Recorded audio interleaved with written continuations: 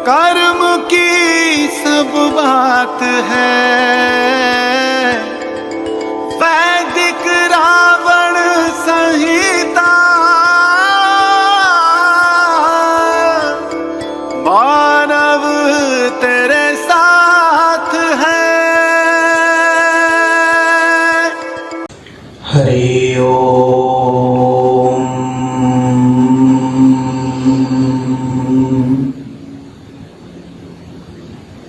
ओम नमः शिवाय।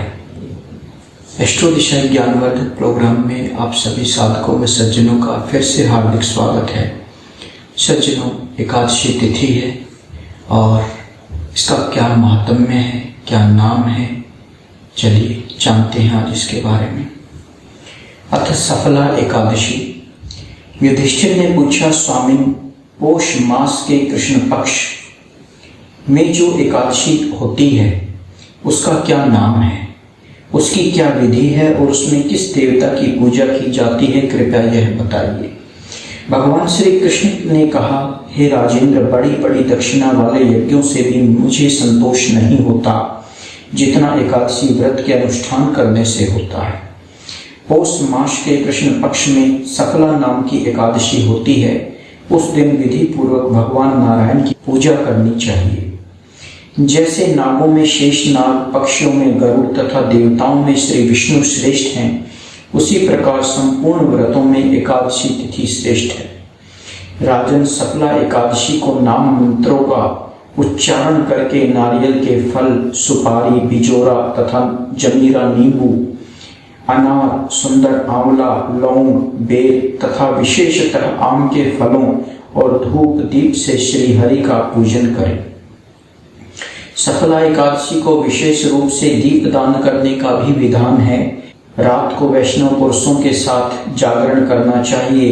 जागरण करने वाले को जिस फल की प्राप्ति होती है वह हजारों वर्षों तपस्या करने से भी नहीं मिलता है। हे नृप श्रेष्ठ, अब सफला एकादशी की शुभ कारिणी कथा सुनो। चंपावती नाम से विख्यात एक पुरी है जो कभी राजा माहिष्मत की राजधानी थी। राज ऋषि माहिष्मत के 5 पुत्र थे। उनमें जो ज्येष्ठ था वह सदा पाप कर्म में ही लगा रहता था। पर स्त्रीगामी और वेश्यासक्त था। उसने पिता के धन को पाप कर्म में ही खर्च किया। वह सदा दुराचार परायण तथा वैष्णव और देवताओं की निंदा किया करता था। अपने पुत्र को ऐसा पापाचारी देखकर राजा माहिष्मत ने राजकुमारों में उसका नाम लुम्भक रख दिया। फिर पिता और भाइयों ने मिलकर उसे राज्य से बाहर निकाल दिया। लुम्भक गहन वन में चला गया। वहीं रहकर उसने प्रायः समूचे नगर का धन लूट लिया। एक दिन जब वह रात में चोरी करने के लिए नगर में आया तो सिपाहियों ने उसे पकड़ लिया, किंतु जब उसने अपने को राजा माहिष्मत का पुत्र बतलाया तो सिपाहियों ने उसे छोड़ दिया। फिर वह वन में लौट आया और मांस तथा वृक्षों के फल खाकर जीवन निर्वाह करने लगा। उस दुष्ट का विश्राम स्थल पीपल वृक्ष के निकट था। वह पीपल का वृक्ष बहुत वर्षों पुराना था। उस वन में वह वृक्ष एक महान देवता माना जाता था। पाप बुद्धि लुम्भक वहीं निवास करता था। एक दिन किसी संचित पुण्य के प्रभाव से उसके द्वारा एकादशी के व्रत का पालन हो गया। पौष मास में कृष्ण पक्ष की दशमी तिथि के दिन पापिष्ठ लुम्भक ने वृक्षों के फल खाए और वस्त्रहीन होने के कारण रात भर जाड़े का कष्ट भोगा। उस समय न तो उसे नींद आई और न आराम ही मिला। वह निष्प्राण सा हो रहा था। सूर्योदय होने पर भी उसको होश नहीं आया। सफला एकादशी के दिन भी लुम्भक बेहोश पड़ा रहा। दोपहर होने पर उसे कुछ चेतना प्राप्त हुई। फिर इधर उधर दृष्टि डालकर वह आसन से उठा और लंगड़े की भांति लड़खड़ाता हुआ वन के भीतर गया। वह भूख से दुर्बल तथा पीड़ित हो रहा था। हे राजन, लुम्भक बहुत से फल लेकर जब तक विश्राम स्थल पर लौटा तब तक सूर्य देव अस्त हो गए थे। तब उसने उस पीपल वृक्ष की जड़ में बहुत से फल निवेदन करते हुए कहा कि इन फलों से लक्ष्मीपति भगवान विष्णु संतुष्ट हों। यूं कहकर लुम्भक ने रात भर नींद नहीं ली। इस प्रकार अनायास ही उसने इस व्रत का पालन कर लिया।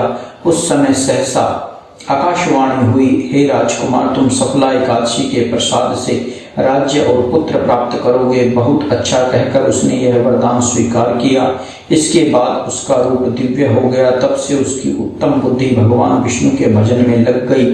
दिव्य आभूषणों से सुशोभित होकर उसने निष्कंटक राज्य प्राप्त किया और 15 वर्षों तक वह उसका संचालन करता रहा।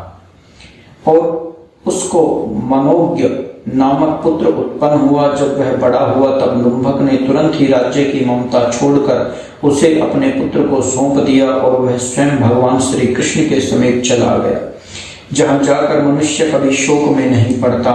हे राजन, इस प्रकार जो सफला एकादशी का उत्तम व्रत करता है वह इस लोक में सुख भोग कर मरने के पश्चात मोक्ष को प्राप्त होता है। संसार में वे मनुष्य धन्य हैं जो सफला एकादशी के व्रत में लगे रहते हैं, उन्हीं का जन्म सफल है।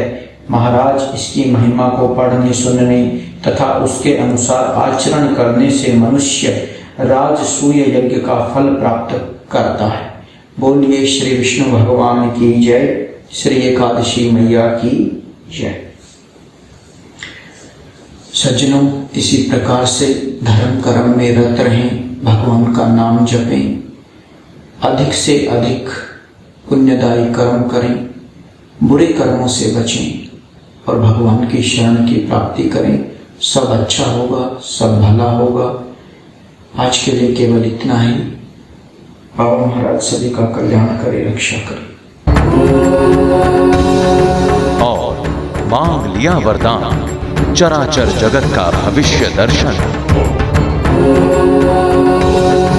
और संपूर्ण ज्ञान समेट दिया रावण संहिता में। महान ग्रंथ वैदिक रावण संहिता आधुनिक और प्राचीन ज्ञान का संगम है। वैदिक रावण संहिता आपके 3 जन्मों का लेखा जोखा बताती है। वैदिक रावण संहिता पूर्व जन्मों के किन कर्मों से आ रही है भाग्य में रुकावट बताती है। वैदिक रावण संहिता कर्म दोष को काटकर पूर्ण सुखी होने का रास्ता दिखाती है। वैदिक रावण संहिता।